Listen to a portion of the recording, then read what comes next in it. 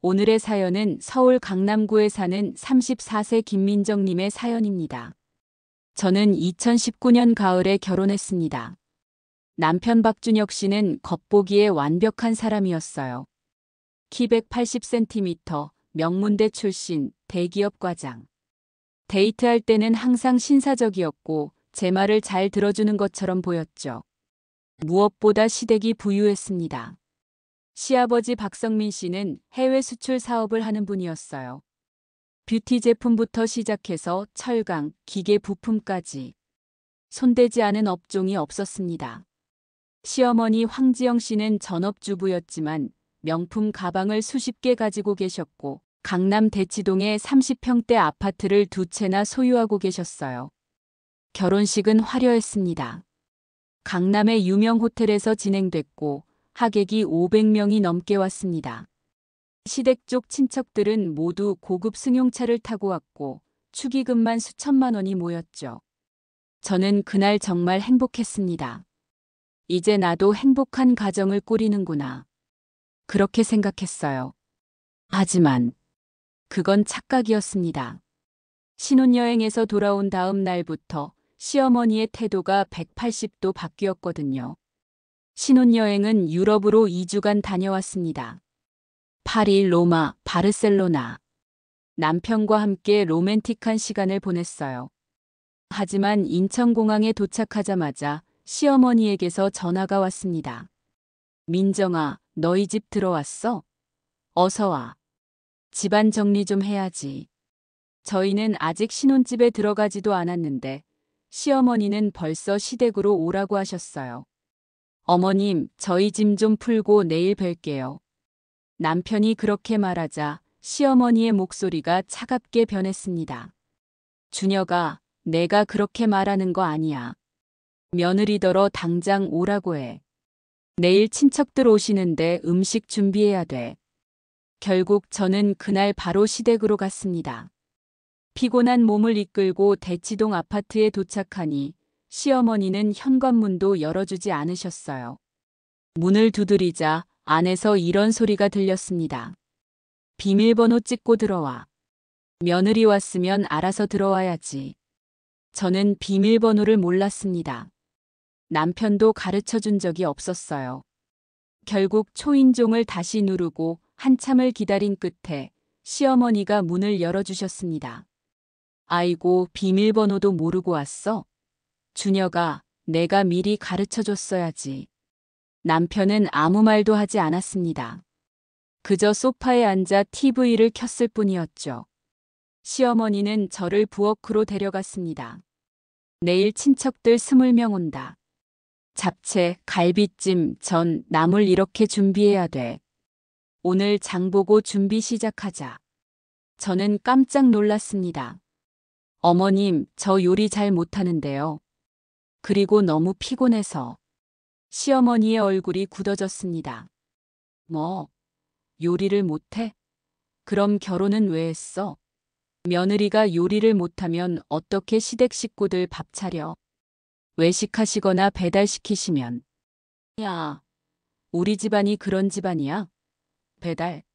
우리 집은 대대로 집에서 정성껏 음식 해먹는 집안이야. 결국 저는 그날 밤 12시까지 장을 보고 다음 날 새벽 6시부터 요리를 시작했습니다. 남편은 새벽까지 게임을 하다가 침대에서 자고 있었어요. 시어머니는 제 옆에서 계속 지시만 하셨습니다. 야, 당근은 그렇게 크게 썰면 어떡해. 곱게 채 썰어야지. 갈비찜 간이 왜 이래? 맛없겠네. 다시 해. 저는 너무 두껍게 부쳤어. 다시 부쳐. 저는 그날 하루 종일 부엌에서 일했습니다. 친척들이 왔을 때 저는 웃으며 인사했습니다. 안녕하세요. 새댁 김민정입니다. 하지만 친척들의 반응은 차가웠습니다. 어머, 생각보다 키가 작네. 얼굴은 그럭저럭인데 집안은 어디야? 부모님은 뭐 하시는데? 시어머니가 대답했습니다. 친정이 평범한 가정이지. 아버지는 회사 다니고 어머니는 집에서 애들 키우고 사실 저희 부모님은 두바이에서 부동산 사업을 하고 계셨습니다. 하지만 제가 말할 기회조차 없었어요. 시댁 친척들은 계속 저를 평가했습니다. 아이고, 요리는 그럭저럭하네. 그래도 아직 많이 배워야겠어. 세댁, 빨리 손자 낳아야지. 우리 집안은 대대로 아들이 많아. 저는 그저 웃으며 고개만 끄덕였습니다. 신혼집은 강남 역삼동에 있었습니다. 시댁에서 전세금을 대주셨는데 25평 아파트였어요. 처음에는 감사했습니다. 역시 부유한 집안이구나 싶었죠. 하지만 이사 당일 시어머니가 짐을 풀러오셨을 때 문제가 시작됐습니다. 민정아, 이 집 구조를 봐. 주방이 너무 작네. 요리하기 불편하겠어. 괜찮아요, 어머님. 저희 둘만 살면 충분해요. 둘만? 아니지. 나랑 아버지도 자주 올 거야. 그리고 손자 낳으면 같이 살아야 할 수도 있잖아. 그 말을 듣는 순간 저는 소름이 돋았습니다. 같이 산다고? 시어머니는 계속 말씀하셨어요. 그리고 민정아, 너 일 그만둬야겠다. 네. 왜요? 임신 준비해야지. 빨리 손자 낳아야 돼. 우리 집안은 대대로 장손이 집안을 이어왔어. 준혁이가 장남이니까 너가 아들 낳아야 해. 저는 당시 IT 회사에서 디자이너로 일하고 있었습니다. 연봉도 괜찮았고 일도 재미있었어요. 하지만 시어머니는 제 의견 따위는 듣지 않으셨습니다. 회사? 그런 거 다닐 시간에 집안일이나 제대로 배워. 요리도 못하는 며느리가 무슨 회사를 다녀. 남편에게 도움을 청했습니다. 준혁아, 나 일 계속하고 싶은데. 엄마한테 말 좀 해줘. 남편은 한숨을 쉬며 말했습니다. 엄마 말도 일리는 있어. 우리 빨리 아이 가져야 하잖아. 너도 나이가 있는데. 나이? 나 이제 겨우 30인데. 그래도 여자는 35세 넘으면 고령 산모잖아. 엄마 말대로 빨리 준비하는 게 좋을 것 같아. 결국 저는 회사를 그만뒀습니다. 퇴사하는 날 동료들이 아쉬워했어요. 민정아, 왜 그만둬? 여기서 잘하고 있었잖아. 결혼했으니까. 가정에 집중하려고. 하지만 제 목소리는 힘이 없었습니다. 퇴사 후 집에서 혼자 있는 시간이 많아졌습니다. 남편은 아침 일찍 출근해서 밤 늦게 들어왔고 시어머니는 매일 전화로 감시했어요. 민정아, 오늘 뭐 했어? 집 청소하고 빨래하고 장 봤어요. 그것만? 요리 연습은? 그것도 했어요. 준혁이한테 뭐 해줬어? 아직 안 들어왔어요. 그럼 미리 준비해놔야지. 남편 퇴근하면 따뜻한 밥 먹여야 돼. 매일 이런 전화가 왔습니다. 저는 점점 지쳐갔어요. 여러분, 혹시 이런 경험 있으신가요? 결혼 전에는 천사 같던 시댁이 결혼 후에는 완전히 다른 모습을 보이는 경우 말입니다. 민정 씨의 이야기는 이제 시작일 뿐입니다. 앞으로 그녀가 겪게 될 3년간의 고통, 그리고 그 끝에 찾아온 반전을 들으시면 여러분도 깊은 생각에 빠지실 겁니다. 이 이야기가 어떻게 전개될지 궁금하시다면 지금 바로 구독 버튼을 눌러주세요. 그리고 댓글로 여러분의 생각을 나눠주시면 감사하겠습니다. 나라면 어떻게 했을까? 한번 생각해 보세요. 자, 그럼 민정 씨의 이야기를 계속 들어보겠습니다. 회사를 그만둔 후 제 일상은 완전히 바뀌었습니다. 아침 7시에 일어나 남편 아침을 차리고 8시에 남편을 출근시키면 그 다음부터는 시어머니의 전화를 기다리는 시간이었죠. 오전 9시 정확히 시어머니에게서 전화가 왔습니다. 민정아, 일어났어? 네, 어머님. 준혁이 출근시키고 설거지 끝냈어요. 그래. 오늘 점심은 우리 집 와서 먹어. 아버지가 손님 모시고 오신대. 음식 좀 준비해야 돼. 네. 갑자기요? 갑자기는 무슨. 며느리면 시댁일 도와야지. 12시까지 와. 전화를 끊고 서둘러 준비했습니다. 시댁에 도착하니 시어머니는 이미 장을 봐놓으셨더라고요. 자, 여기 재료들 있으니까 빨리 만들어. 손님들 1시에 오신대. 3시간 만에 10명분 음식을 준비하라는 거였습니다. 저는 부엌에서 정신없이 요리했어요. 시어머니는 거실에서 TV를 보시면서 가끔 나와서 확인만 하셨죠. 간 좀 봐. 싱거우면 안 돼. 파는 더 곱게 썰어. 이거 왜 이렇게 느려? 빨리 해. 손님들이 도착했을 때 저는 온몸이 땀으로 젖어 있었습니다. 식사 중에 시아버지의 사업 파트너인 듯한 분들이 칭찬했어요. 황 사장님, 음식이 정말 맛있네요. 역시 사모님 솜씨가 대단하십니다. 시어머니는 웃으며 대답했습니다. 아이고, 이건 며느리가 한 거예요. 아직 많이 부족하지만. 하지만 제게는 한마디도 하지 않으셨습니다. 식사가 끝나고 손님들이 가신 후 저는 설거지를 하러 부엌에 갔어요. 시어머니가 따라오셨습니다. 민정아, 오늘 파전이 좀 질겼어. 다음엔 더 얇게 부쳐. 네, 어머님. 그리고 잡채 당면이 너무 짧았어. 손님들 드시기 불편하셨을 거야. 죄송해요. 됐어. 다음에 잘하면 되지. 그나저나 오늘 교통비 얼마 들었어? 버스 타고 왔어요. 그래? 그럼 됐네. 택시 타면 돈 아깝잖아. 그날 저는 버스로 왕복 2시간을 이동했고 4시간 동안 요리했고 2시간 동안 설거지했습니다. 교통비나 식사비는 받지 못했습니다. 이런 일이 일주일에 3번씩 반복됐습니다. 시어머니는 항상 이유를 만들어냈어요. 오늘은 친척들 오시는 날이야. 와서 도와줘. 아버지 사업 파트너들 초대했어. 음식 준비해야 돼. 고모네 가족들 오시는데 너도 와야지. 매번 저는 시댁으로 갔습니다.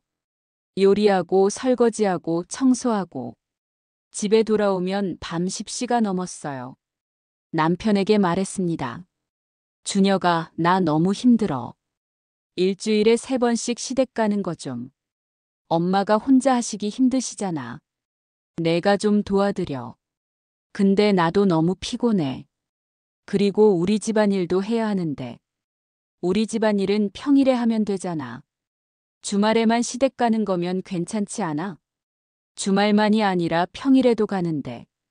그럼 거절하면 되잖아. 하지만 거절할 수 없었습니다. 시어머니에게 한번 거절했을 때 이런 일이 있었거든요. 어머님, 오늘은 좀 피곤해서. 다음에 가도 될까요? 전화기 너머로 긴 침묵이 흘렀습니다. 그래. 그럼 너 편한 대로 해. 목소리가 차가웠습니다. 그날 밤 남편에게 전화가 왔어요. 준혁아, 너 아내 교육 제대로 안 시키냐? 시어머니한테 그렇게 대하는 거 배웠어? 엄마, 민정이가 무슨 잘못을? 잘못? 시어머니가 부르는데 안 온다는 게 잘못이 아니고 뭐야? 요즘 며느리들은 다 그래. 결국 남편이 저를 다그쳤습니다. 야, 엄마가 서운하시대. 왜 그렇게 말했어? 나 정말 피곤했어. 요즘 계속. 피곤한 건 다들 똑같아. 엄마도 피곤하셔. 그래도 우리 챙겨주시잖아. 그날부터 저는 절대 거절하지 않았습니다. 명절이 되었습니다. 설날 아침 시댁에는 30명이 넘는 친척들이 모였어요. 저는 새벽 5시부터 시댁에 가서 음식 준비를 도왔습니다. 떡국, 잡채, 전, 갈비찜, 나물. 끝이 없었어요. 시어머니의 시누이 황미경 씨가 부엌에 들어왔습니다. 어머, 새댁 벌써 왔네. 부지런하긴 하구나. 안녕하세요, 작은 시어머니. 근데 새댁, 아직 임신 소식 없어? 아직은요. 에이, 빨리 임신해야지. 우리 오빠네대 끊기면 안 되잖아. 아들 낳아야 돼, 아들. 또 다른 친척 어르신이 말씀하셨어요. 그러게 말이야. 요즘 젊은 애들은 애 낳기 싫어한다며. 새댁은 아니지? 아니에요. 저도 빨리 아이 갖고 싶어요. 그래야지. 근데 친정은 어디야? 부모님은 뭐 하시는데? 시어머니가 대신 대답하셨습니다. 친정은 평범해요. 그냥 일반 가정이에요. 친척들이 고개를 끄덕였습니다. 아, 그래. 뭐 요즘은 집안 따지는 것도 옛날 얘기지. 그래도 며느리는 집안 봐야 돼. 친정이 든든해야 시집살이도 수월하지. 저는 아무 말도 하지 못했습니다. 사실 저희 부모님은 두바이에서 상당한 규모의 부동산 사업을 하고 계셨어요. 하지만 부모님은 늘 겸손하셨고 저도 그걸 자랑하고 다니지 않았죠. 시댁 사람들은 제 친정을 평범한 집안으로 알고 있었습니다. 어느 날 시어머니의 친구분들이 시댁에 오셨습니다. 저는 당연히 불려갔고 차와 다과를 준비했어요. 거실에서 시어머니와 친구분들의 대화가 들렸습니다. 지영아, 며느리 괜찮네. 얼굴도 예쁘고. 에이 뭐. 그저 그래요. 요리도 서툴고 집안일도 아직 많이 배워야 하고. 그래도 부지런한 것 같던데? 부지런하긴 한데. 집안이 평범해서 걱정이에요. 시집살이를 해본 적도 없고 요리도 제대로 못하고. 아이고, 그래도 가르치면 되지. 우리 때는 더 했잖아. 그렇긴 한데. 요즘 젊은 애들은 조금만 힘들어도 친정 가서 막 울고 그러잖아요. 저는 부엌에서 그 말을 듣고 있었습니다. 눈물이 났지만 참았어요. 차를 내드리러 거실로 나갔을 때 시어머니의 친구분이 물으셨습니다. 세댁 결혼해서 행복해? 네, 행복해요. 그래. 시어머니가 잘해주시지? 네, 정말 잘해주세요. 시어머니는 만족스러운 표정으로 웃으셨습니다. 여러분, 이런 상황에서 여러분이라면 어떻게 하셨을까요? 참고 견딜 건가요? 아니면 바로 맞설 건가요?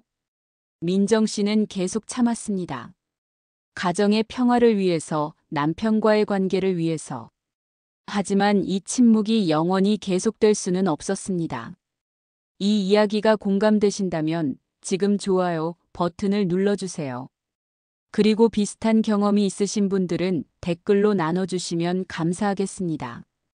여러분의 이야기도 듣고 싶습니다. 자, 이제 민정 씨에게 더 큰 시련이 찾아옵니다.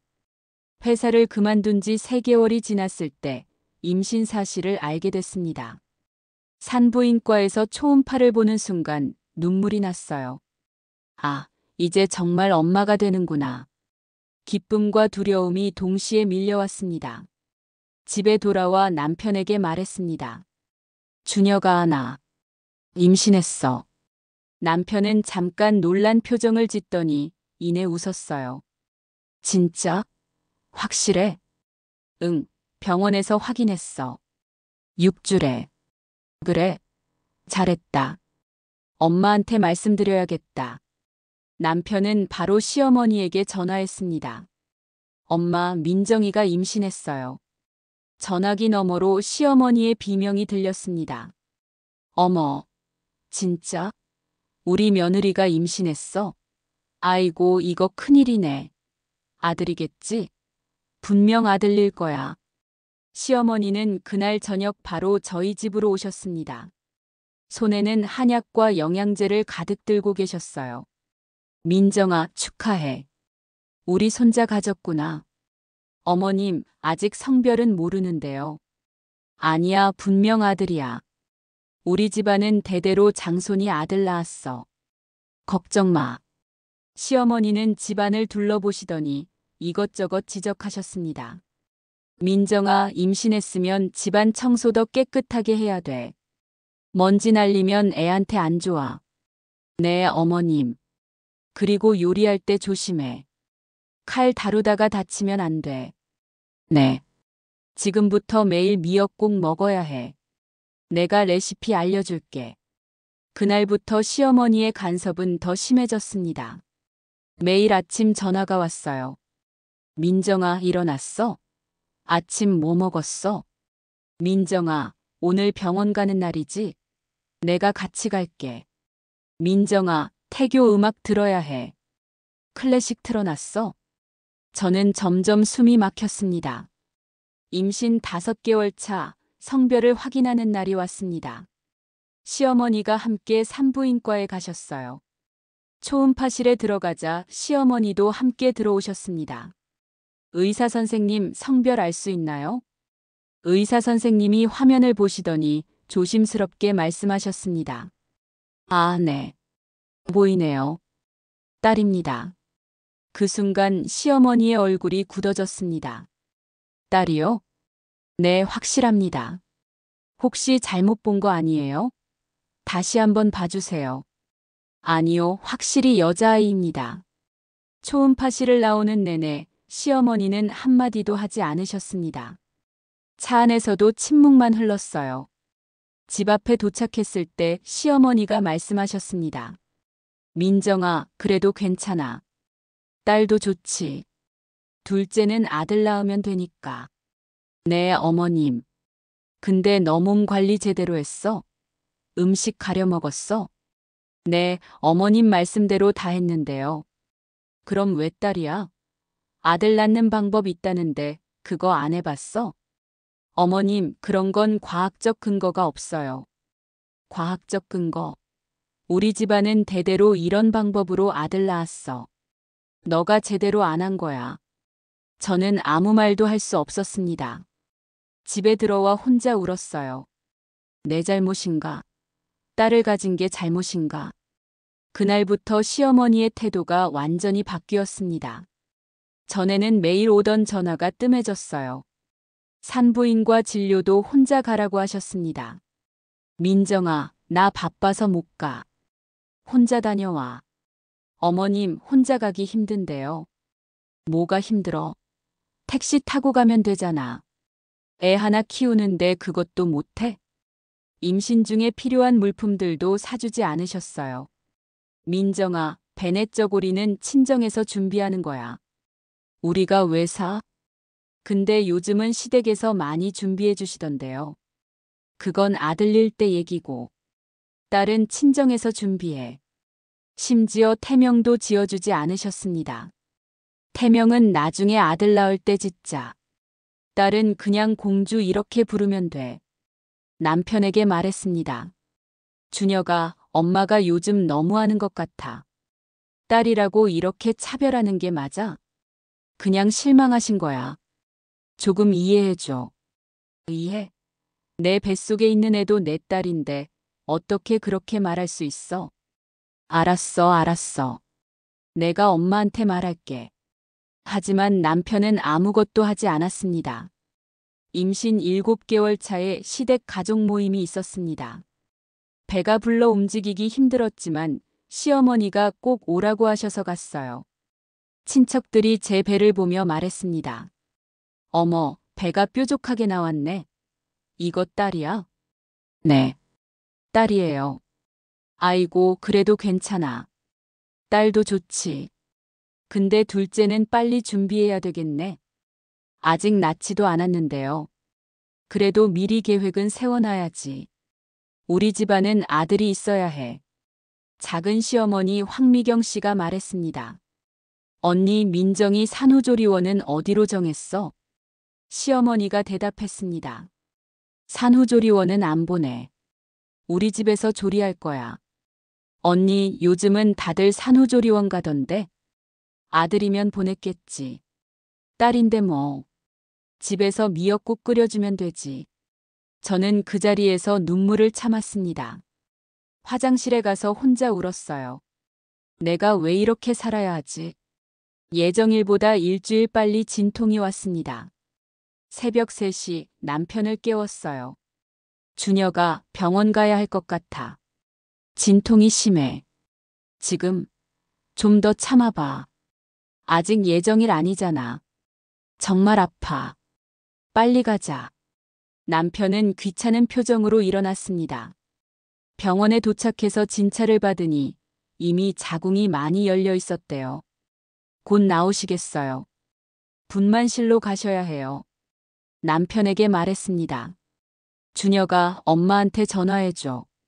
출산한다고. 남편이 시어머니에게 전화했습니다. 엄마, 민정이가 지금 출산하래요. 그래, 알았어. 나중에 갈게. 아침에 약속이 있어서. 네, 지금 바로 안 오시게요?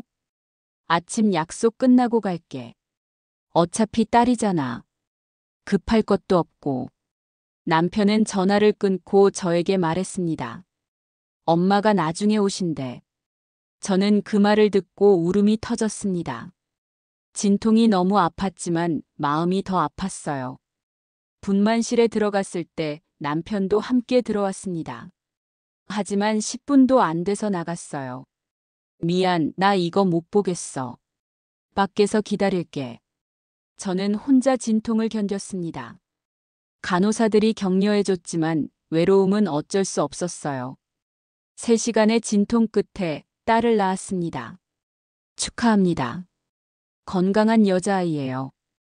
아기를 안았을 때 눈물이 났습니다. 미안해, 우리 딸.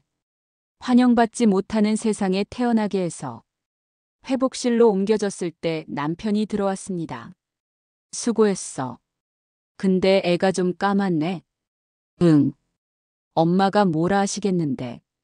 시어머니는 오후 2시에 병원에 오셨습니다. 출산하고 8시간이 지난 후였어요. 민정아, 힘들었어? 네, 어머님. 시어머니는 신생아실에 있는 아기를 보러 가셨습니다. 돌아오셔서 하신 말씀이 애가 좀 못생겼네. 피부도 까맣고 눈도 작고. 네. 뭐, 딸이니까 괜찮아. 둘째는 꼭 아들 낳아야 돼. 저는 그날 병실에서 혼자 울었습니다.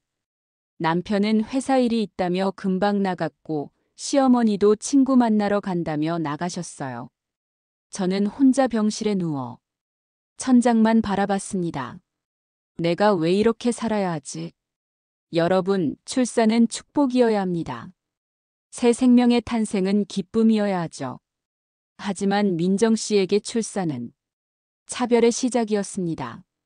딸을 낳았다는 이유만으로 그녀는 가족에게 외면당했습니다. 이 이야기는 아직 끝나지 않았습니다. 앞으로 민정 씨가 겪게 될 고통, 그리고 그 끝에 찾아올 반전을 계속 들어보시죠. 이 이야기에 공감하신다면 구독과 좋아요 부탁드립니다. 그리고 댓글로 여러분의 생각을 나눠주세요.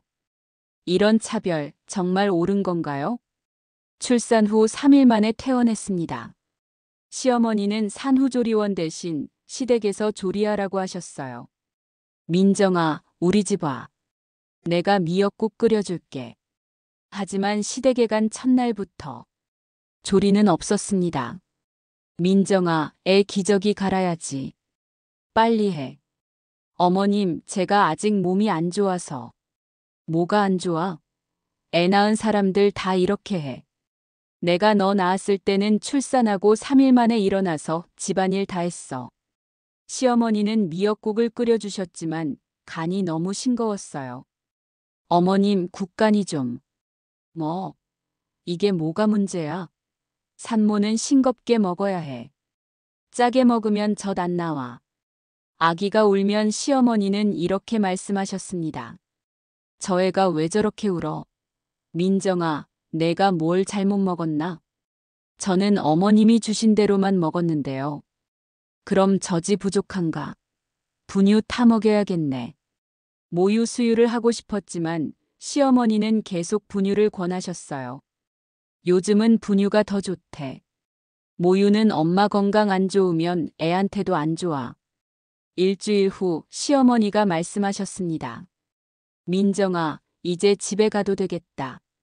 많이 나아졌잖아. 어머님, 아직 몸이 안 좋은데요. 뭐가 안 좋아? 걷고 먹고 다 하잖아. 이제 준혁이도 집에서 밥 먹어야지. 결국 출산 후 10일 만에 집으로 돌아왔습니다. 신생아를 혼자 돌보는 건 지옥이었습니다. 신생아는 이 시간마다 깼습니다. 밤낮 없이 울었고 저는 제대로 잘 수 없었어요. 남편은 나 내일 회사 가야 돼. 너 혼자 재워.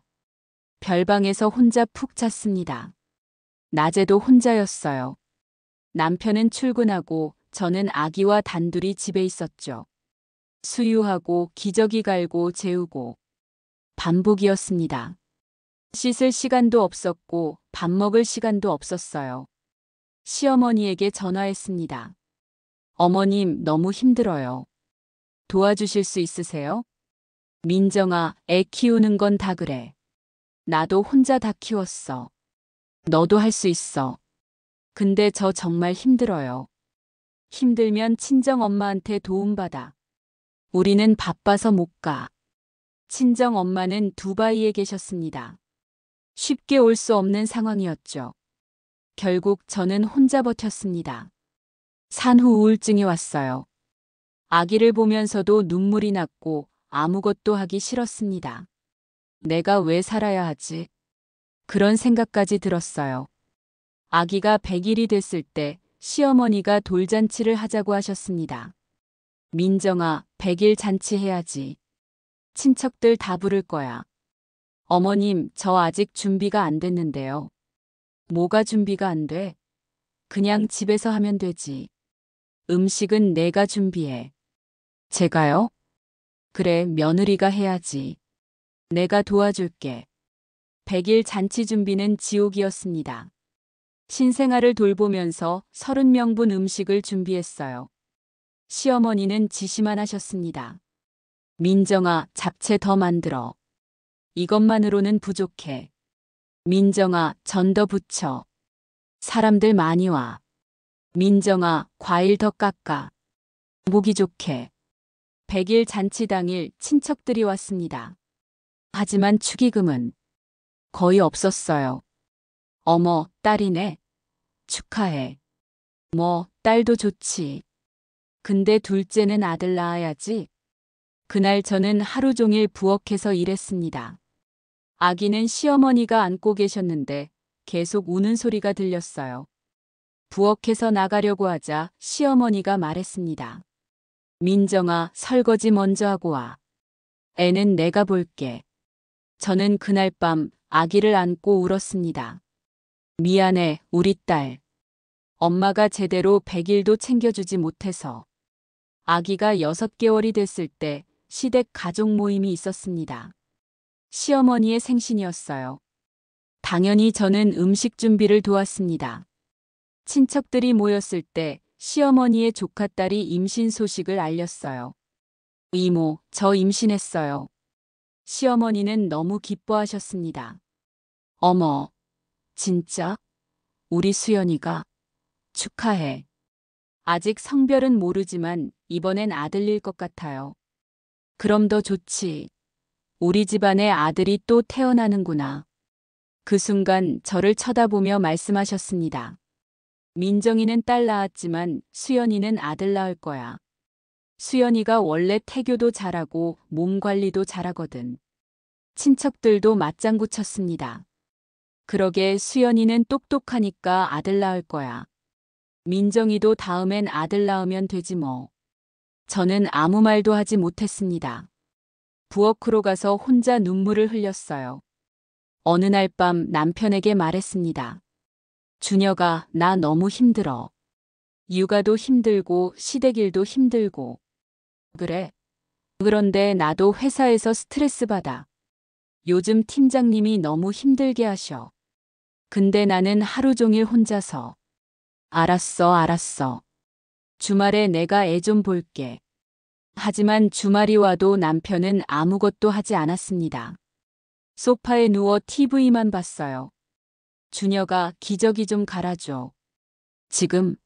나 피곤해. 내가 해. 나도 피곤한데. 너는 집에만 있잖아. 나는 회사 다녀왔어. 집에만 있는 게 편한 줄 알아? 육아가 얼마나 힘든데. 에이, 다들 그렇게 키워. 우리 엄마도 혼자 다 키웠어. 저는 더 이상 말하지 않았습니다. 어차피 이해받지 못할 거라는 걸 알았으니까요. 아기가 돌이 지날 무렵 시어머니의 간섭은 더 심해졌습니다. 민정아, 애가 아직도 안 걸어. 다른 애들은 벌써 걸어. 어머님, 아이마다 발달 속도가 달라요. 그래도 우리 집안 아이들은 일찍 걸었는데. 내가 영양 관리를 제대로 안 한 거 아니야? 제가 최선을 다하고 있는데요. 최선? 그걸로는 부족해. 내가 육아책 사줄게. 제대로 공부해. 심지어 제가 아이에게 먹이는 음식까지 간섭하셨어요. 민정아, 그거 애한테 먹이면 안 돼. 알레르기 생겨. 어머님, 소아과 선생님이 괜찮다고 하셨어요. 의사가 뭘 알아? 내가 애새 키워봤는데 내 말이 맞아. 저는 점점 지쳐갔습니다. 육아도 힘든데 시어머니의 간섭까지. 숨이 막혔어요. 아이가 18개월이 됐을 때 시어머니가 말씀하셨습니다. 민정아, 이제 둘째 준비해야지. 터울이 너무 벌어지면 안 좋아. 어머님, 저 아직 준비가 안 됐는데요. 뭐가 준비가 안 돼? 첫째 키우면서 둘째 낳는 사람들 많아. 너도 할 수 있어. 근데 저 지금도 너무 힘들어요. 힘든 건 다 똑같아. 그래도 아들 낳아야지. 우리 집안에 손자가 있어야 돼. 남편도 같은 말을 했습니다. 엄마 말도 일리 있어. 우리 둘째 준비하자. 나 지금 정신이 하나도 없는데. 그래도 아들 낳아야지. 딸만 있으면 우리 집안 대가 끊겨. 대가 끊기는 게 뭐가 중요해? 우리 딸도 소중한 아인데. 알아. 그래도 아들도 있어야지. 저는 그날 화장실에 혼자 들어가서 울었습니다. 나는 그냥 아들 낳는 기계인가? 여러분, 민정 씨의 삶은 이제 한계에 다다랐습니다. 3년간 참고 견뎌왔지만 더 이상은 버틸 수 없었습니다. 하지만 그녀는 아직도 모르고 있었죠. 자신의 친정이 얼마나 강력한지, 그리고 그 힘이 곧 모든 걸 바꿀 거라는 것을. 이 이야기의 결말이 궁금하시다면 끝까지 시청해주세요. 그리고 구독 버튼을 눌러주시면 감사하겠습니다. 댓글로 여러분의 생각도 나눠주세요. 결혼 3년차 가을, 동생 김민서가 두바이에서 일시 귀국했습니다. 동생은 부모님의 부동산 사업을 돕고 있었어요. 인천공항에 동생을 마중 나갔을 때 동생은 깜짝 놀랐습니다. 언니, 얼굴이 왜 그래? 뭐가? 살도 엄청 빠졌고 눈 밑에 다크서클 심한데? 많이 힘들어 보여. 아니야, 괜찮아. 그냥 육아하느라 좀 피곤한 거야. 하지만 동생은 제 손을 잡으며 말했습니다. 언니, 진짜 괜찮아? 뭔가 이상한데. 괜찮다니까. 조카 보러 갈래? 우리 딸 보고 싶지? 응, 가자. 근데 언니, 나중에 얘기 좀 하자. 둘이서. 집에 도착하자 동생은 조카를 보고 기뻐했습니다. 우와, 우리 조카. 엄청 컸네. 이모 왔어. 아이는 낯을 가렸지만 곧 동생에게 안겼어요. 언니, 얘 너무 예쁘다. 눈이 언니 닮았어. 그래? 고마워. 동생이 집안을 둘러보더니 조용히 물었습니다. 언니 남편은? 회사 갔어. 요즘 야근 많이 해. 그렇구나. 그럼 언니 혼자 애 키우는 거야? 응, 뭐. 시어머니는 안 도와주셔? 가끔 오셔. 동생은 뭔가 눈치챈 표정이었습니다. 다음 날 동생이 카페에서 만나자고 했습니다. 언니, 애는 누가 봐? 시어머니한테 맡겼어. 그래? 그럼 다행이다. 우리 오랜만에 얘기 좀 하자. 카페에 앉아 커피를 마시는데 동생이 진지하게 물었습니다. 언니, 진짜로 괜찮아? 결혼 생활 어때? 응, 괜찮아. 언니, 나한테는 솔직하게 말해. 뭔가 이상해. 전에는 언니가 이렇게 안 보였는데. 그 말에 눈물이 났습니다. 참고 있던 게 터진 거예요. 민서야. 나. 왜? 무슨 일 있어? 나. 너무 힘들어. 그리고 저는 모든 걸 털어놨습니다. 시어머니의 학대, 남편의 무관심, 딸을 낳았다는 이유로 받았던 차별. 3년간 참았던 모든 게 쏟아졌어요. 동생은 제 이야기를 듣더니 얼굴이 새하얗게 변했습니다. 뭐, 그게 다 진짜야? 언니 진짜 그렇게 살았어?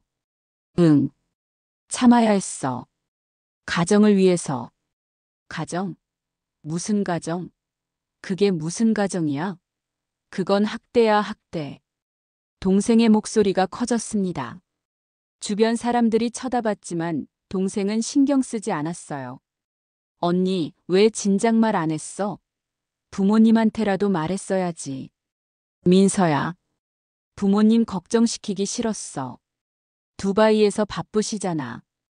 바빠도 딸이 중요하지. 언니가 이렇게 고생하는 걸 부모님이 알면 얼마나 속상해 하실지 알아? 민서야, 제발. 부모님한테는 말하지 마. 나 괜찮아. 괜찮긴 뭐가 괜찮아. 언니 거울 좀 봐. 3년 전 언니 모습 기억나? 그때는 얼마나 밝고 예뻤는데. 지금은 완전히 다른 사람이야. 저는 계속 울었습니다. 동생은 제 손을 꽉 잡으며 말했습니다. 언니, 이제 더 이상 참지 마. 내가 도와줄게. 민서야, 넌 뭘? 언니, 넌 몰라. 우리 부모님이 얼마나 대단하신 분들인지. 동생은 조심스럽게 말했습니다. 언니, 부모님 사업이 얼마나 큰지 알아? 응. 부동산 하신다는 건 알지. 두바이에서. 언니, 그게 그냥 부동산이 아니야. 무슨 말이야? 동생은 휴대폰을 꺼내 사진을 보여줬습니다. 이거 봐. 이게 우리 부모님이 소유하신 건물들이야. 사진 속에는 두바이의 고급 건물들이 있었어요. 이게 다 우리 부모님 거야? 응. 그리고 이것뿐만이 아니야. 사우디아라비아, 아부다비, 카타르. 중동 전역에 부동산을 가지고 계셔. 뭐? 언니, 우리 부모님은 겸손하셔서 말씀 안 하시지만 중동에서는 꽤 유명하셔. 특히 한국 기업들이 중동 진출할 때 우리 부모님을 통하지 않으면 힘들 정도야. 저는 믿을 수 없었습니다. 그럼 시댁이 하는 수출 사업도 맞아. 중동 거래선이 있다면 분명 우리 부모님 네트워크랑 연결돼 있을 거야. 민서야, 그게 무슨 소리야? 언니 시댁이 언니한테 어떻게 했는지 부모님이 알면 큰일 날 거야. 동생은 바로 부모님께 전화했습니다. 아빠, 나야. 민서. 응, 민서야. 잘 있어? 아빠, 지금 언니랑 있는데. 언니 상태가 안 좋아. 시댁에서 학대받고 있어. 뭐? 아버지의 목소리가 차갑게 변했습니다. 민서야, 지금 무슨 소리야? 민정이가. 동생은 제가 했던 이야기를 아버지께 모두 전했습니다. 전화 너머로 아버지의 숨소리가 거칠어지는 게 들렸어요. 민정이 바꿔봐. 저는 떨리는 손으로 전화를 받았습니다. 아빠. 민정아, 그게 다 사실이야? 아빠. 미안해요. 걱정 끼쳐드려서. 미안하긴 뭘 미안해. 우리 딸이 고생하는 걸 이제야 알았네. 아빠가 미안하다. 아빠 괜찮아요. 제가 참을 수 있어요. 참아? 안 돼. 더 이상 참을 필요 없어. 아빠가 해결할게. 아빠 제발. 일 크게 만들지 마세요. 민정아, 넌 아빠가 어떤 일 하는지 몰라. 그 사람들이 중동이랑 거래한다고 했지? 네. 좋아. 이제 그들이 누구를 건드렸는지 알게 될 거야. 아버지는 전화를 끊으셨습니다. 저는 불안했어요. 아빠가 뭘 하실 거지? 동생은 제 어깨를 안아주며 말했습니다. 언니, 이제 괜찮을 거야. 부모님이 계셔. 민서야, 나 무서워. 일이 커질 것 같아. 언니, 커져야 해. 그 사람들이 언니한테 한 것만큼 그들도 대가를 치러야 돼. 하지만, 언니, 넌 아무 잘못 없어. 3년간 참았잖아. 이제는 참지 마. 저는 동생 품에서 한참을 울었습니다. 그날 저는 처음으로 느꼈어요. 아, 나도 누군가에게 소중한 사람이구나. 여러분, 민정 씨는 3년간 혼자 버텨왔습니다. 하지만 이제 그녀는 더 이상 혼자가 아닙니다. 그녀의 뒤에는 강력한 가족이 있었죠. 그리고 그 가족은 조용히 움직이기 시작했습니다. 시댁 사람들은 아직 몰랐습니다. 자신들이 누구를 건드렸는지. 이제 진짜 반전이 시작됩니다. 궁금하시죠? 끝까지 시청해주세요. 그리고 구독 버튼 눌러주시고 좋아요도 부탁드립니다. 댓글로 민정아 힘내 라고 응원해주세요. 제 아버지 김태준 씨는 평범한 사람이 아니었습니다. 1990년대 초 아버지는 중동에 건설 노동자로 갔었어요. 당시 많은 한국 남성들이 돈을 벌기 위해 중동으로 갔죠. 하지만 아버지는 달랐습니다.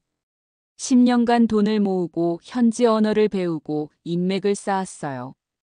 2000년대 초반 두바이 부동산 시장이 폭발적으로 성장할 때 아버지는 그 기회를 놓치지 않았습니다. 처음에는 작은 건물 하나를 샀고 그걸로 큰 수익을 냈어요. 그 돈으로 더 큰 건물을 사고 또 팔고 20년이 지난 지금 아버지는 중동 전역에 부동산을 소유한 거물이 되었습니다. 하지만 아버지는 늘 겸손하셨어요. 한국에 올 때도 화려하지 않았고 저희에게도 부를 자랑하지 않으셨죠. 민정아, 민서야. 돈은 수단일 뿐이야. 중요한 건 사람이야. 아버지는 늘 그렇게 말씀하셨습니다. 그래서 저는 부모님의 진짜 규모를 몰랐던 거예요. 동생이 설명해 줬습니다. 언니, 아빠는 중동에서 미스터 킴으로 불려. 한국 기업들이 중동 진출하려면 반드시 아빠를 거쳐야 해. 정말? 응. 아빠는 중동 왕족들이랑도 친분이 있어. 사우디 왕자님도 아빠 연락처 가지고 계셔. 민서야, 그게 무슨. 언니 시댁이 하는 수출 사업 있잖아. 중동에 뷰티 제품이랑 기계 부품 수출한다고 했지? 응. 그럼 분명 우리 아빠 네트워크를 통했을 거야. 직접은 아니더라도 간접적으로는 연결돼 있을 거야. 그럼. 응. 아빠가 한마디만 하면 그 거래선들 다 끊길 수 있어. 저는 소름이 돋았습니다. 일주일 후 부모님이 급히 귀국하셨습니다. 공항에서 부모님을 뵀을 때 어머니는 저를 보자마자 울으셨어요. 민정아, 우리 딸, 얼마나 힘들었어. 엄마, 괜찮아요. 이제. 아버지는 저를 꼭 안아주셨습니다. 민정아, 아빠가 미안하다. 진작 알았어야 했는데. 아빠, 괜찮아요. 제가 말 안 했잖아요. 아니야. 아빠가 더 관심 가졌어야 했어. 호텔로 이동해서 가족끼리 이야기를 나눴습니다. 아버지는 노트북을 꺼내 보여주셨어요. 민정아, 이거 봐. 이게 시댁회사 정보야. 화면에는 시댁회사의 거래처 목록이 있었습니다. 아빠, 이걸 어떻게? 아빠가 중동에서 일하면서 쌓은 인맥이 있어. 조사하는 건 어렵지 않았어. 목록을 보니 대부분이 중동 국가들이었어요. UAE, 사우디아라비아, 카타르, 쿠웨이트. 시댁 매출의 70%가 중동에서 나와. 그리고 이 거래처들. 대부분 우리 네트워크랑 연결돼 있어. 아빠. 민정아, 아빠가 한마디만 하면 이 거래처들 다 끊을 수 있어. 하지만 아빠는 내 의견이 중요해. 내가 원하면 하지 않을게. 저는 한참을 고민했습니다. 어머니가 제 손을 잡으며 말씀하셨습니다. 민정아, 넌 아무 잘못 없어. 3년간 참았잖아. 이제는 내가 선택할 때야. 엄마. 하지만 일이 커지면. 커져도 돼. 내가 당한 걸 생각하면 이 정도는 아무것도 아니야. 동생도 말했습니다. 언니, 그 사람들은 언니를 하녀처럼 대했어. 딸을 낳았다고 차별했고 언니를 존중하지 않았잖아. 그들도 대가를 치러야 해. 저는 결심했습니다. 아빠 해주세요. 이제 더 이상 참고 싶지 않아요. 아버지는 고개를 끄덕이셨습니다. 알았어. 아빠가 처리할게. 다음 날 아버지는 여러 통의 전화를 하셨습니다. 모두 알아보였고 저는 알아듣지 못했어요. 하지만 아버지의 목소리는 평소와 달랐습니다. 차갑고 단호했죠. 전화를 마치고 아버지가 말씀하셨습니다. 됐다. 이제 시작될 거야. 아빠 뭘 하신 거예요? 시댁 거래처들한테 연락했어. 앞으로 그 회사랑 거래하지 말라고. 그게 가능해요? 민정아, 아빠가 중동에서 20년 넘게 일했어. 사람들이 아빠를 믿고 아빠 말을 들어. 그게 아빠가 쌓아온 신뢰야. 그리고 시댁 회사가 거래하는 은행들한테도 연락했어. 앞으로 대출 심사가 까다로워질 거야. 어머니가 덧붙이셨습니다. 민정아, 우리는 조용히 할 거야. 시끄럽게 하지 않을 거야. 그냥 거래가 안 될 뿐이지. 저는 떨렸습니다. 정말 이렇게 해도 되는 걸까? 하지만 동시에 시원한 기분도 들었어요. 여러분, 진짜 힘이란 무엇일까요? 시끄럽게 소리 지르는 건? 아닙니다. 진짜 힘은 조용합니다. 한마디 말도 없이 세상을 바꿔버리죠. 민정 씨의 아버지는 바로 그런 힘을 가진 사람이었습니다. 그리고 이제 시댁은 그 힘을 느끼게 될 것입니다. 이 이야기가 통쾌하신가요? 좋아요 버튼 눌러주세요. 그리고 구독하시면 더 많은 실화 이야기를 들으실 수 있습니다. 댓글로 통쾌하다 라고 남겨주세요. 아버지의 전화가 있고 3일 후 시어머니에게서 전화가 왔습니다. 민정아, 지금 어디야? 집에 있어요, 어머님. 집에 와봐. 급한 일이 생겼어. 목소리가 평소와 달랐습니다. 불안하고 떨리는 목소리였어요. 시댁에 도착하니 시아버지와 시어머니가 심각한 표정으로 앉아 계셨습니다.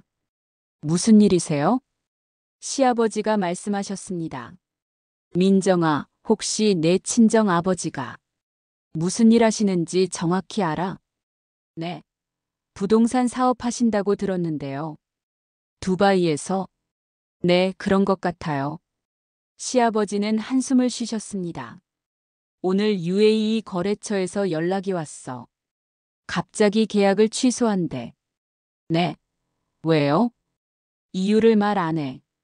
그냥 더 이상 거래할 수 없다고만. 시어머니도 말했습니다. 사우디 쪽도 마찬가지래. 갑자기 연락이 안 돼. 저는 가슴이 두근거렸습니다. 벌써 시작된 거야? 일주일 후 상황은 더 악화됐습니다. 시아버지는 거의 매일 시댁에 왔어요. 이게 대체 무슨 일이야?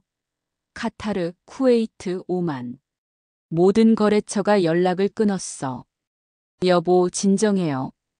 분명 이유가 있을 거예요. 이유? 이유를 모르겠다고. 다들 죄송합니다만 하고 전화를 끊어. 남편도 회사에서 전화가 왔습니다. 아버지, 본사 팀장님이 긴급회의 소집했대요. 중동 수출 물량이 전부 취소됐대요. 뭐? 전부? 네, 전부요. 이번 분기 매출의 70%가 날아갔어요. 시댁 거실은 패닉 상태였습니다. 저는 조용히 앉아서 지켜봤어요. 2주 후, 더 큰 문제가 생겼습니다. 시아버지가 거래하던 은행에서 대출 상환을 요구했어요.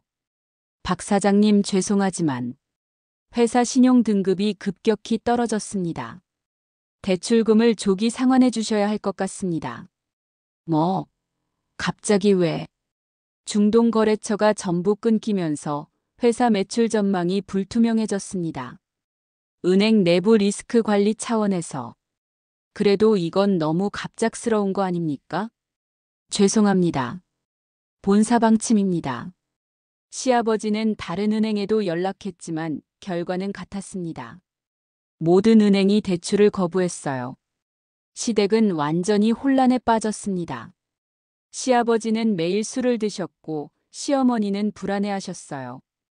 여보, 이러다 회사 망하는 거 아니에요? 지금 그런 말 할 때야. 내가 해결할 방법을 찾고 있어. 방법? 거래처도 없고 은행도 돈 안 빌려주는데 무슨 방법이 있어요? 모르겠어. 나도 모르겠다고. 남편도 스트레스를 받았습니다. 회사에서는 구조조정 얘기가 나왔고 남편도 그 대상이 될 수 있었죠. 민정아, 요즘 상황이 너무 안 좋아. 내가 잘릴 수도 있어. 그래? 응. 회사 전체가 위기야. 중동 수출이 끊기면서 저는 아무 말도 하지 않았습니다. 어느 날 시어머니가 저를 조심스럽게 쳐다봤습니다. 민정아, 혹시 내 친정 아버지가 뭔가 아시는 거 아니야? 네. 무슨 말씀이세요? 아니, 그냥 타이밍이 너무 이상해서. 내 친정에서 두바이에서 일하신다고 했잖아. 어머님, 우리 아버지는 그냥 부동산 일하셔요. 부동산이 얼마나 큰데? 잘 모르겠어요. 아버지가 자세히 말씀 안 하셔서. 시어머니는 뭔가 의심하는 눈빛이었지만 확신은 없어 보였어요. 그날 밤 아버지에게 전화했습니다. 아빠, 시댁이 난리 났어요. 그래? 당연하지. 거래선이 다 끊겼는데. 아빠, 이 정도면 충분한 것 같아요. 이제 그만. 민정아, 아직 멀었어.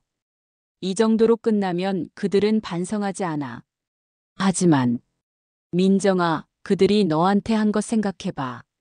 3년간 어떻게 대했는지. 이 정도는 아무것도 아니야. 어머니도 전화를 받으셨습니다. 민정아, 엄마 말 들어. 그 사람들은 내가 약하다고 생각했어. 그래서 함부로 대한 거야. 이제 그들이 배워야 해. 함부로 대하면 어떤 결과가 오는지. 저는 마음이 복잡했습니다. 여러분, 복수란 무엇일까요? 시끄럽게 싸우는 것? 아닙니다. 진짜 복수는 조용합니다. 상대방이 왜 이렇게 됐는지도 모르게 만드는 거죠. 민정 씨의 친정은 바로 그렇게 움직이고 있었습니다. 그리고 시댁은 아직도 몰랐습니다. 자신들이 누구와 맞서고 있는지. 이 이야기 계속 궁금하시죠? 구독하시고 알림 설정해 주세요. 그리고 댓글로 조용한 복수, 최고 라고 남겨주세요. 한 달이 지났습니다. 시댁회사는 완전히 위기에 빠졌어요.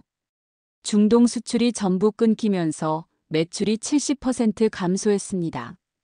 직원들 월급도 밀리기 시작했고 협력업체들도 대금을 요구했죠. 시아버지는 완전히 지쳐 보였습니다. 은행은 대출 상환을 독촉하고 거래처는 없고 이제 어떻게 해야 할지 모르겠어. 시어머니도 변했습니다. 예전처럼 화려한 옷을 입지 않았고 명품 가방도 팔기 시작했어요. 이거라도 팔아야 당장 급한 불을 꺼. 회사 살려야지. 결국 시댁은 대치동 아파트 중 한 채를 팔기로 결정했습니다. 시어머니는 울면서 말했어요. 이 집 20년 넘게 살았는데 이렇게 팔아야 하다니. 하지만 선택의 여지가 없었습니다. 은행 대출금을 갚지 않으면 회사가 부도날 상황이었으니까요. 아파트를 팔고 얻은 돈으로 대출금 일부를 갚았지만 여전히 부족했습니다. 더 큰 문제가 생겼습니다. 남편이 회사에서 해고됐어요. 민정아, 나 잘렸어. 뭐? 회사에서 구조조정하면서 나도 포함됐어. 남편은 소파에 주저앉아 울었습니다. 어떡해. 나 이제 어떡해. 저는 남편을 보면서 아무 감정도 느껴지지 않았어요. 예전 같았으면 위로했을 텐데 이제는 그럴 마음도 없었습니다. 이상한 일이 생겼습니다. 시댁 사람들이 저를 대하는 태도가 달라졌어요. 시어머니가 조심스럽게 말했습니다. 민정아, 요즘 힘들지? 준혁이도 힘들고. 괜찮아요. 민정아, 혹시 친정 아버지한테 부탁 좀 할 수 있어? 네. 아버지가 두바이에서 일하신다고 했잖아. 혹시 중동 쪽 인맥이 있으시면 우리 좀 도와달라고 부탁할 수 있을까? 저는 냉정하게 대답했습니다. 어머님, 우리 아버지는 그냥 평범한 부동산 일하셔요. 도와드릴 수 있는 게 없을 것 같아요. 그래도 혹시 누구 소개라도. 죄송해요. 어머님, 저도 잘 몰라요. 시어머니는 실망한 표정이었습니다. 시아버지는 끝까지 이유를 찾으려 했습니다. 중동거래처에 직접 연락하고 현지 에이전트를 통해 조사했어요. 그리고 마침내 실마리를 찾았습니다. 여보, 알아냈어. 중동거래처들이 왜 우리랑 거래를 끊었는지. 왜? 한국의 어떤 큰손이 거래하지 말라고 했대. 그 사람 말이면 중동에서 다 듣는다고. 누군데? 이름은 몰라. 하지만 미스터 김이라고 불린대. 두바이에서 엄청난 영향력을 가진 사람이래. 시어머니의 얼굴이 새하얘졌습니다. 미스터 김? 혹시. 왜? 민정이 친정성이 김씨야. 그리고 아버지가 두바이에 계셔. 그 순간 시댁 거실에 침묵이 흘렀습니다. 시아버지는 급히 조사했습니다. 민정이 아버지 김태준이 누구인지. 그리고 며칠 후 결과를 알게 됐어요. 시아버지의 얼굴은 새하얗게 질려 있었습니다. 여보, 민정이 아버지가 중동 부동산 재벌이래. 두바이에서 수십 개 건물을 소유하고 계시고 왕족들이랑도 친분이 있대. 뭐? 우리가 큰 실수를 한 거야. 민정이 친정을 무시했어. 평범한 집안이라고 생각했는데 알고 보니 우리보다 훨씬 큰 집안이었어. 시어머니는 주저앉아 울었습니다. 이제 어떡해? 우리 이제 어떡해? 남편도 뒤늦게 깨달았습니다. 민정아, 내 친정이 그렇게 대단했어? 응. 왜 말 안 했어? 말할 필요가 없었으니까. 그리고 너희가 물어본 적도 없잖아. 민정아, 미안해. 내가 이제 미안하다고 해서 뭐가 달라져? 남편은 아무 말도 하지 못했습니다. 여러분, 사람을 겉모습으로 판단하면 안 됩니다. 시댁은 민정 씨의 친정을 평범한 집안이라고 무시했습니다. 하지만 알고 보니 자신들보다 훨씬 강력한 집안이었죠. 이제 시댁은 어떻게 될까요? 그들은 민정 씨에게 어떤 선택을 할까요? 결말이 궁금하시죠? 조금만 더 기다려주세요. 구독하시고 좋아요 눌러주세요. 그리고 댓글로 시댁이 당했다 라고 남겨주세요. 어느 날 아침 시어머니가 예고 없이 찾아왔습니다. 초인종을 누르는 소리가 계속 들렸어요. 문을 열자 시어머니는 완전히 변해 있었습니다. 화장기 없는 얼굴, 초췌한 모습, 떨리는 손. 민정아, 잠깐 들어가도 될까? 들어오세요. 시어머니는 거실에 들어와 소파에 앉았습니다. 한참을 침묵하시더니 갑자기 무릎을 꿇으셨어요. 민정아, 미안하다. 정말 미안해. 저는 놀랐습니다. 어머님, 일어나세요. 아니야. 나 이렇게라도 해야 해. 민정아, 내가 너한테 너무했어. 3년간 너를 며느리로 대하지 않았어. 하녀처럼 대했지. 딸 낳았다고 차별했고 너를 무시했어. 시어머니는 울고 계셨습니다. 민정아, 나 몰랐어. 내 친정이 그렇게 대단한 줄. 우리가 큰 실수를 한 거야. 저는 차가운 목소리로 말했습니다. 어머님, 일어나세요. 무릎 꿇을 필요 없어요. 민정아, 어머님은 제 친정이 대단해서 사과하시는 건가요? 아니면 제가 사람이어서 사과하시는 건가요? 시어머니는 말문이 막혔습니다. 만약 제 친정이 평범했다면 어머님은 계속 저를 무시했겠죠? 계속 하녀처럼 대했겠죠? 민정아, 그게 아니라 어머님, 저는 3년간 참았어요. 가정을 위해서, 남편을 위해서, 우리 딸을 위해서. 하지만 어머님은 저를 한 번도 사람으로 대해주지 않으셨잖아요. 저는 물 한 잔을 따라 시어머니에게 건넸습니다. 드세요, 어머님. 그리고 이제 제 말 좀 들어주세요. 어머님, 저는 결혼할 때 정말 행복했어요. 좋은 집안에 시집가고 좋은 남편을 만났다고 생각했죠.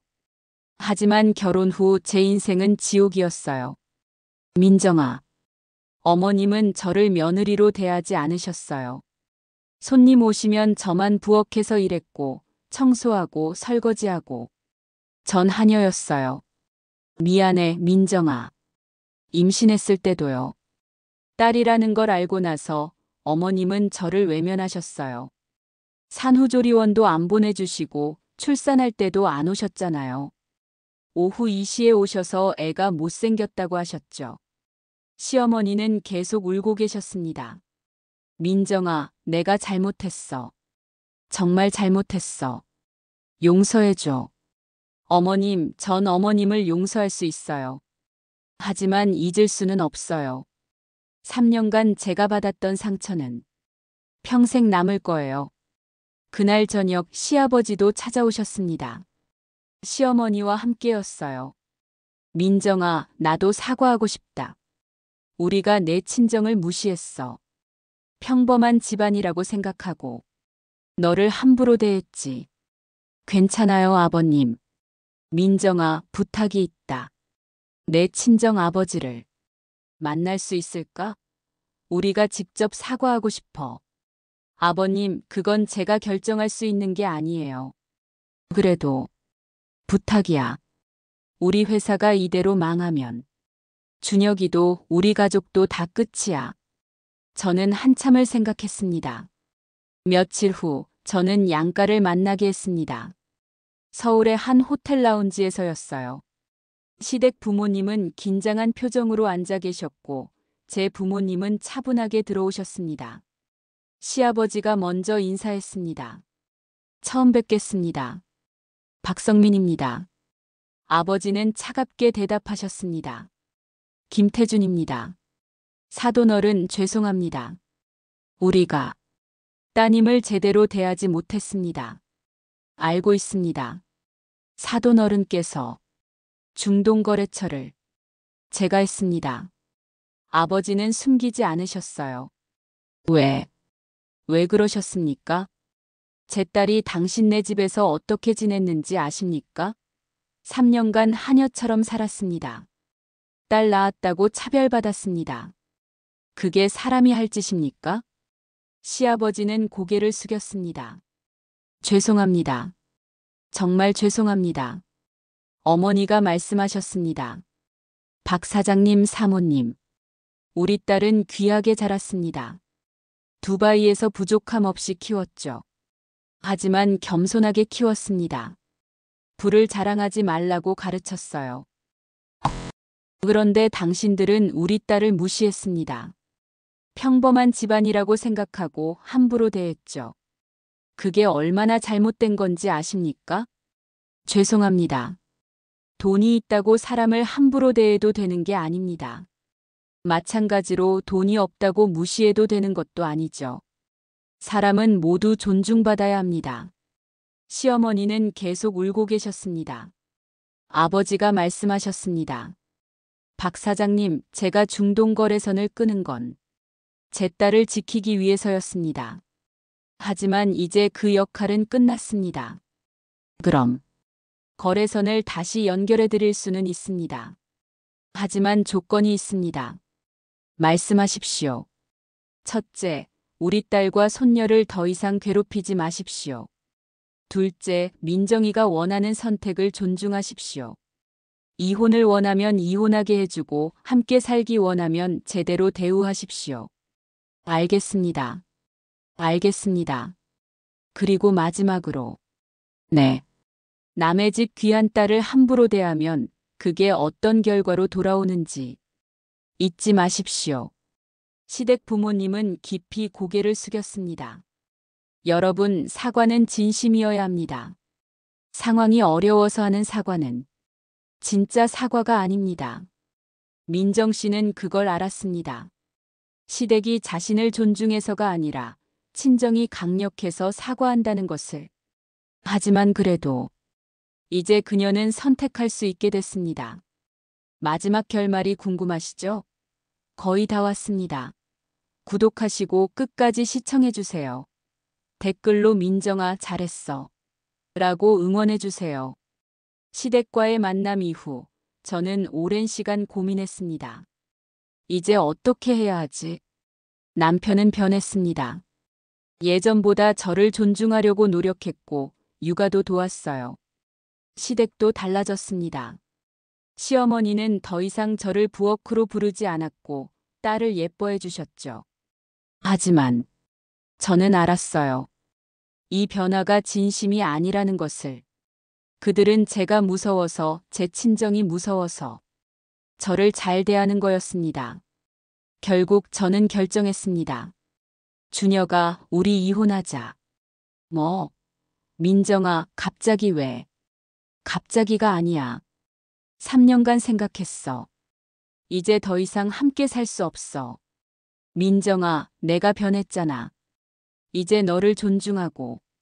그게 진심이야? 아니면 내 친정이 무서워서 그러는 거야? 남편은 아무 말도 하지 못했습니다. 준혁아, 우리는 이미 끝났어. 3년 전에 끝났어. 나는 그저 참고 있었을 뿐이야. 민정아, 딸이랑 나는 두바이로 갈 거야. 부모님이 계시는 곳으로. 민정아, 제발. 준혁아, 미안해. 하지만 이게 우리 둘 다를 위한 거야. 한 달 후, 저와 딸은 두바이로 떠났습니다. 공항에서 시댁 식구들이 나왔어요. 시어머니는 눈물을 흘리며 말했습니다. 민정아, 정말 가는 거야? 네, 어머님. 미안해. 정말 미안해. 어머님 괜찮아요. 저도 이제 새로운 시작을 하고 싶어요. 남편은 딸을 안아주며 울었습니다. 아빠, 왜 울어? 아빠가 미안해서 그래. 너랑 엄마를 지켜주지 못해서. 저는 남편에게 마지막으로 말했습니다. 준혁아, 행복해. 그리고 다음에 만나는 사람은 제대로 대해줘. 두바이에 도착하자 부모님이 공항에서 기다리고 계셨습니다. 민정아, 우리 딸. 잘 왔어. 아빠, 엄마. 저는 부모님 품에 안겨 한참을 울었어요. 부모님은 저희를 위해 아파트를 준비해 주셨습니다. 두바이 마리나가 보이는 고급 아파트였어요.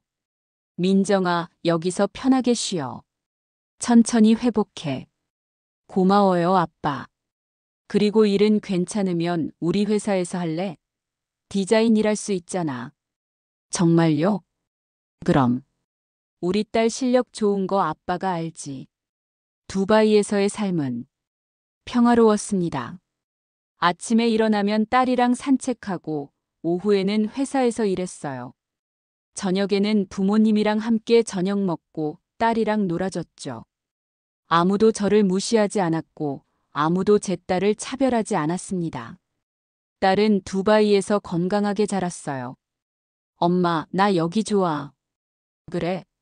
엄마도 좋아. 엄마, 우리 계속 여기 살아도 돼? 그럼 당연하지. 1년이 지났습니다. 저는 이제 완전히 회복했어요. 회사에서도 인정받았고 딸도 행복하게 자랐습니다. 어느 날 남편에게서 연락이 왔습니다.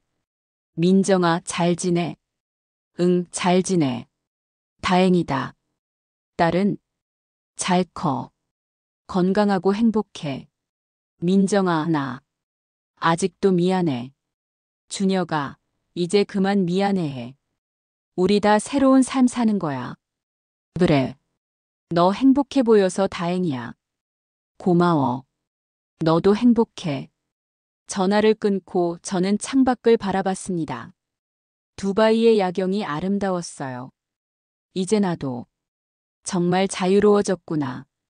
지금 저는 행복합니다. 딸과 함께, 부모님과 함께 평화롭게 살고 있어요.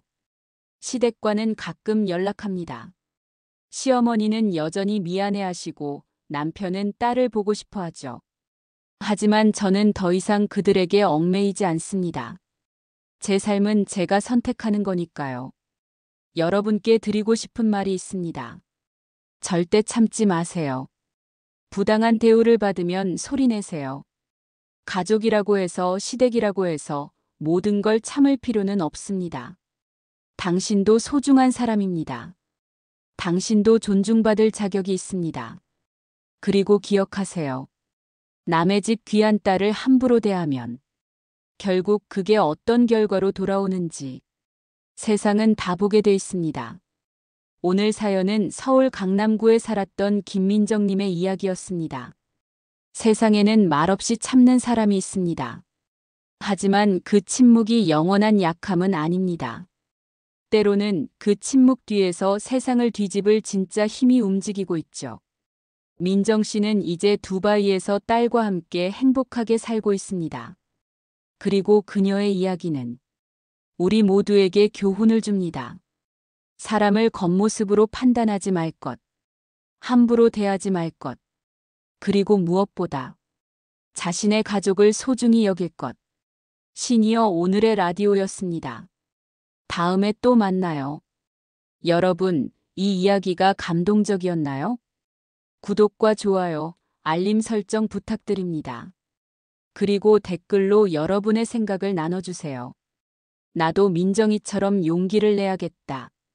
시댁 사람들 반성해야 한다. 친정의 힘 대단하다.